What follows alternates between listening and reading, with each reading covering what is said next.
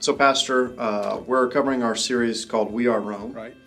Making our way through Romans and kind of looking at what Romans means for us in our Right. modern context and some of the similarities.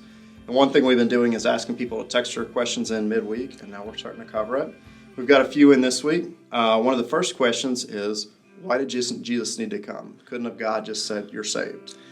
Yeah, that's a really important question because also Paul deals with the question in the book of Romans.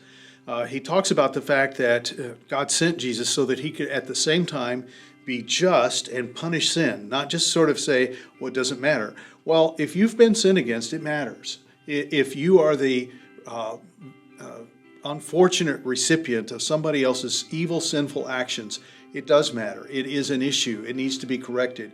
Nobody likes injustice. I mean, nobody likes injustice, nor does God.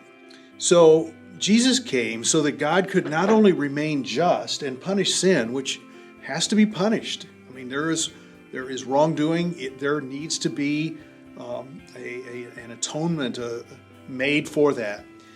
Jesus came so that God could remain just and yet still justify us and show in his life, in his perfect life, that faith in God and unwavering faith in God is what puts us right with him. And it allows us to live a life that pleases God. And, you know, the Bible says without faith it is impossible to please God. So Jesus is our righteousness. He is the one who is the justifier as well as the one who stands under the law and experiences the fullness of God's judgment on sin. I don't know, does that sort of speak to the question? I think it does. And as you're saying that, what I'm thinking is that it's very easy to think of God and be like, well, why couldn't he just brush this small thing under the rug? But what is small? Right. The reality is, like, there's no small sin, and then at the same time, like, when do you stop brushing under the rug? It's easy to say, there like, you go. brush running the red light under the rug. Right. But do you take that all the way to Hitler? Obviously, we don't want a God that's going to brush that. Yeah. So the reality of we do want a good God, a righteous God, and the truth of that is that if we have a good, righteous God, then that payment needs to be paid for us to be able to. Yeah, and the Bible says clearly that if we've kept the whole law and yet have broken one part, we're guilty of the whole thing. It's you can't just put a little pinhole in a balloon and the whole thing blows up.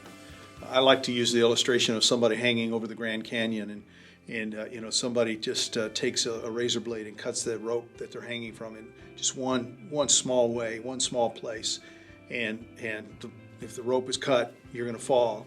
Somebody else comes along and hacks it up with a machete. Doesn't matter. It's broken. And I'm sure the analogy fails to some extent, but the reality is there is no small sin. It breaks the relationship.